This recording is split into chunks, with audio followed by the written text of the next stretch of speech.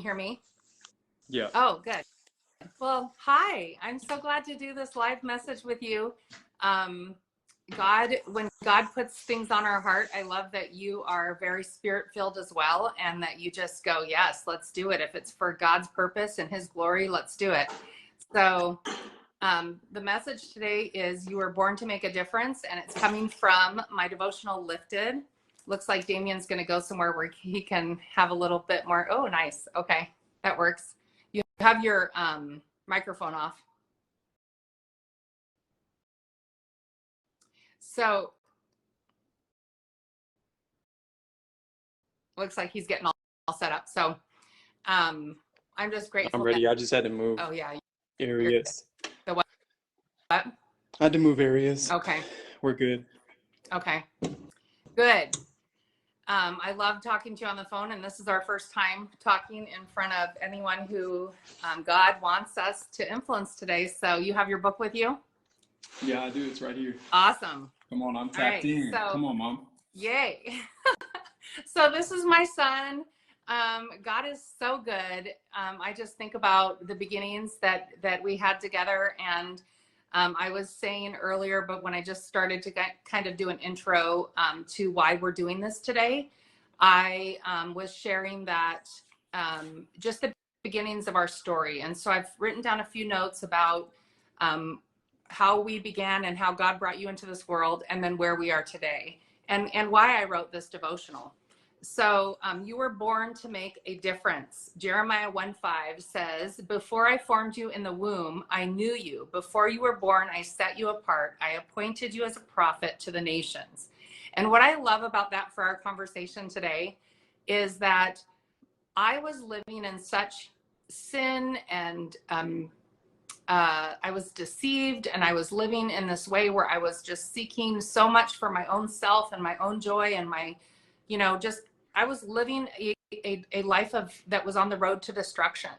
And God loved me so much that He's like, okay, you may be doing all of these things, but I'm still going to use your choices and work them together for my good and my glory, because at the end of this road, I've got a plan to bring Damien into this world. And the moment that I became pregnant with you, it's like He cut off the relationship that I was in. He cut off that part of my life that was leading to destruction and leading to nowhere. And He brought me by getting pregnant with you. And He knew that you were meant to be in this world. He brought me to the end of myself, where it was no longer about me. I had a child to raise. And so I went on this path of oh my gosh, what do I do? That was my first question. And I called home and I talked to my mom and dad, and I said, I'm pregnant. And it's like, that's the most painful thing to be able to say to your parents when you're living a lifestyle that they do not approve of. And you're a 22-year-old, or I was 21 at the time, in college. And that was not the plan I had for myself, but it was my choices that led me to that. And they said, and I said, I don't know what to do. And I was crying, and I felt like such a kid. Like, I can't raise a kid. I don't even know like how to be a grown up. And my mom and dad said, it's no longer about you. Suck it up. You have a child to raise, and we're going to help you. And I'm so grateful they did. Mm-hmm. But that doesn't mean that it was easy. I ended up moving back home and living with them for a while, which I didn't want to do. I didn't want to live with my parents again. I thought I had moved away from that. And then I tried to get you baptized in the church, and the priest told me that I was being selfish for keeping you. I should have adopted you out so you could have a mother and father in your life. And I decided that if that's who God was, I wanted nothing to do with God. And I turned away from God for 20 years. And so people look at me now and they go, it's Damien's the way he is because you raised him as in the faith. And I actually didn't raise you in the faith. You were the one who wanted to go to church and were asking me to go to church when you were in high school. Yeah. You were the one who told me how to talk to God. So I just want to share this message and then ask you about your thoughts and what you'd like to share with everyone who's watching, because what I love about this is that we can speak the total truth for God's glory, unfiltered, in a way that we have nothing to hide because we are set free in Him. And that's the beautiful part of the mess that we create. God uses it for his good and his glory. But you were born to make a difference. And this message is for everyone. You were born to make a difference. It's time to be the unapologetic person God created you to be from the very beginning. He has special plans for each one of us. We need to act with courage to be the truest version of ourselves, the person we were before the fear-based world got a hold of us. Be bold and live loved. We need to see everyone rise strong by trusting God and doing good. How are you using your unique and special gift to make a difference? Are you living your truth according to the person God created you to be? So, Damien, what are your thoughts as we get started and I share all of that?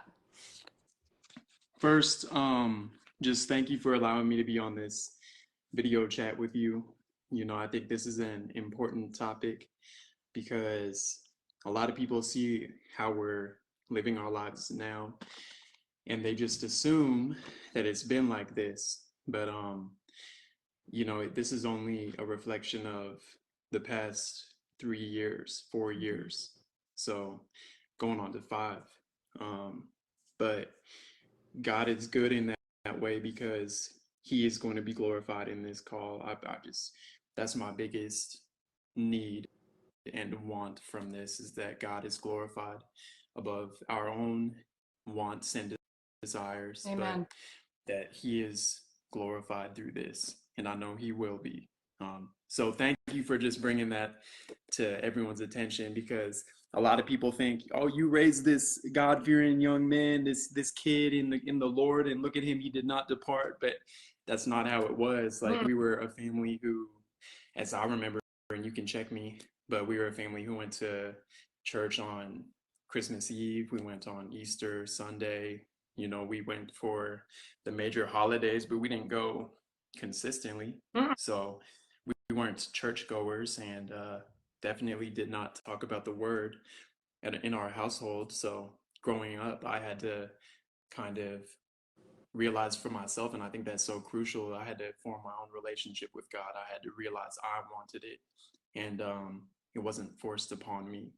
So that's the part about my background, is I went to college at UAA right out of high school. You know, you wanted me to go there. I ended up signing there, and I brought a Bible with me.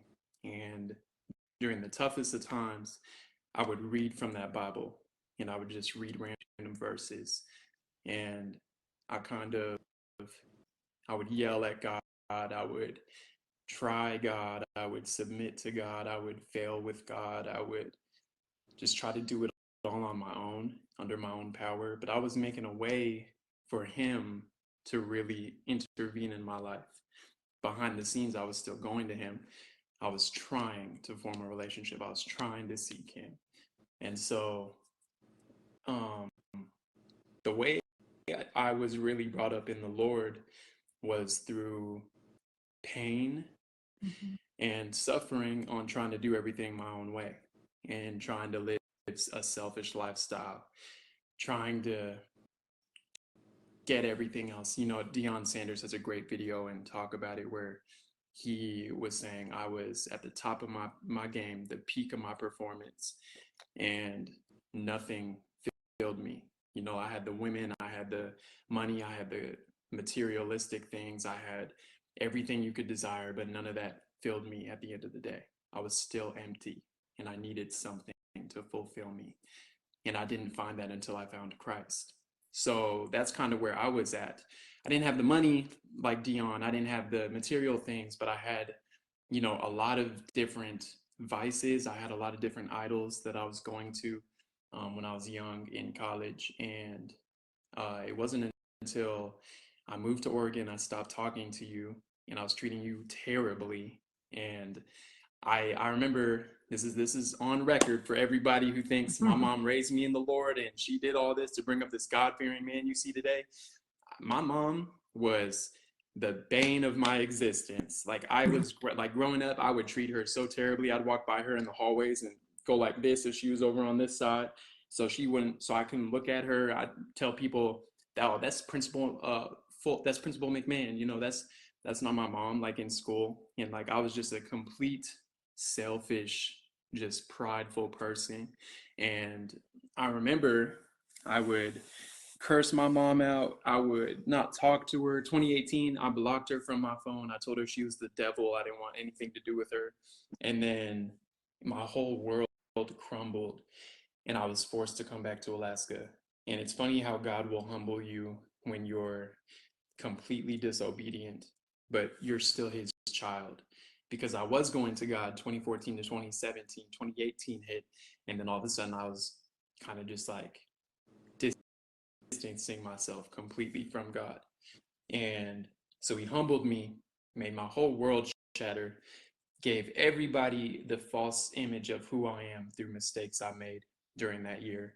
And then I was forced to come back to Alaska, and I hadn't talked to you in about 8 months to 8 to 11 months at the point when I came back in 2019. Uh, is that what you remember?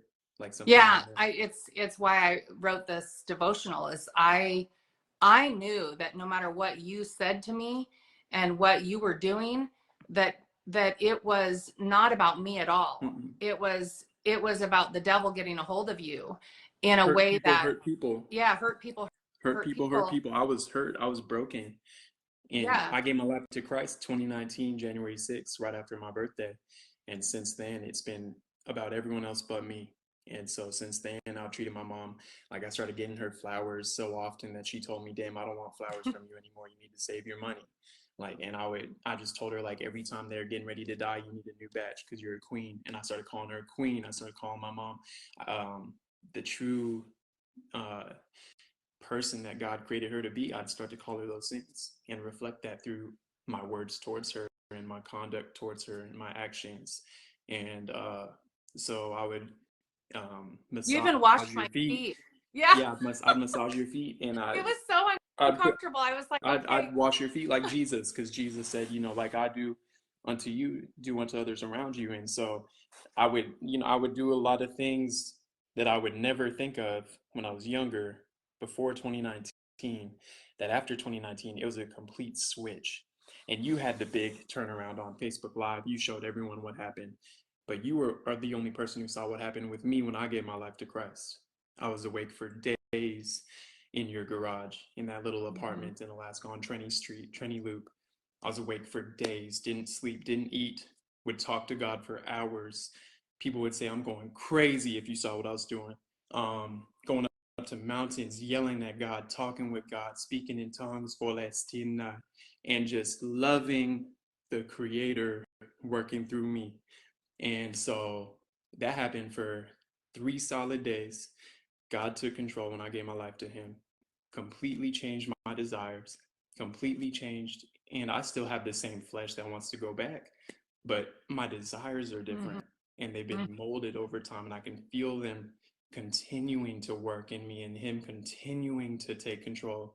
And so it was a continual process, but overnight, the way I treated you was like, that was a big indicator to me that God was working, because I felt like what I was doing and how I was treating you early on in my life was not okay, and there needed to be a change. But what everyone sees today, what you all see today, is a guy who was completely selfish, living in sin, not dedicating his life to God, completely transformed by God through suffering, through pain, through him humbling me to be the person you see today. Like, I text my mom every morning telling her I'm thankful for her, telling her she's a queen, telling her I love her, telling her to keep her head up, that Ephesians 3:20 blessings are coming, that there's always pain before the joy that is coming before us. God has predestined us to go through pruning and through isolated periods, because sometimes the gift is so special it can't be revealed in this certain season because people aren't ready for it. It's not because she's not ready for it. It may be because she has to be prepared in a few areas, but she has the gift in her. It's already been in her, and it's now being revealed in a weird process to everyone else because you don't have the same vision. Like, people don't have the same vision that I had. But what did I say in your garage in 2019? I'm going to be paid to play the game of basketball. What happened? I've been paid to play the game of basketball. I said a bunch of things that people were like, "Dang, what are you talking about?" that my own family was saying, you're crazy, that's never going to happen, that now I'm sitting in Topeka, Kansas with a job that I never thought I'd ever have, in a place that thought I'd never be, right next to Lawrence, Rock Chalk country, Big 12 country. I'm a huge KU fan. And now I'm here because God made a way through connections, through great people, but through obedience and staying faithful and preaching what he had been telling me, and then living that out. So everyone who harps on you really needs to, they need to shut their mouth and understand, like they need to honestly shut their mouth, understand that it's a completely different lifestyle, and not everybody's created for it. We were built for it. I was built for this. Not everyone else was. That's why I don't talk about it. That's why I never walk around and flaunt it. You invited me tonight, and people are getting the wrong image of us, but they need to know the truth. Like, I was never this person that everyone's praising in your comments. I was never that person. Just recent am I that person, because God is working. It's God in me. It's never been me. So you, there's so many things you brought up that I want to comment on, but I, not only when I got pregnant with you, was I was living a destructive, selfish lifestyle that was full of sin and full of selfishness, and filling my, desires that were just, I was partying, I was, doing all the things that the other people were doing in college, and I liked it. And I ended up with dating your biological father, who was a basketball player and really fit and good looking at the time. And I was like, oh my gosh, I thought I was in love. I was going to marry him. And I had no idea what God wanted for me, because I had, just wasn't living with God in my mind at all. I wasn't living for him. I was living for myself. And so I ended up getting pregnant with you. And I knew the moment that you were born, that God is the one who brought you into this world, and that you were like a little king at the time that I had to do my absolute best by. And nothing was about me anymore. It was all about raising you, and raising you to be the best possible version of yourself that you could be. And so I was so hard on you when I was raising you, because I knew that you were better than that. You were made for more. And so I pushed you. And then you said that I wasn't hard enough on you. After, when you got older, you said, the only thing I wish is that you would have been harder on me. And I was like, you hated it that I was hard on you. But when you hit that time where you finally left the home and you went to college, and I didn't know you were having such a hard time your freshman year until we talked about it the following summer. We were having dinner at the Palmer Ale House, actually. And I said, why didn't you come to me when you were having such a hard time in college? And you said, Mom, I didn't need to come to you because I was able to go directly to God and talk to God. And I was like, what? You know how to talk to God? Like, tell me about this. Like, I don't know how to talk to God. I want to know how to talk to God. And you told me, do you remember what you told me? I remember what you told me because it was so profound. Say it loud for the people in the back. Okay. So you told me that you just go into a quiet room, which was your dorm room at the time, and you ask him questions, and he always answers. I said, well, how does he answer? Like, I wanted to know what that looked like.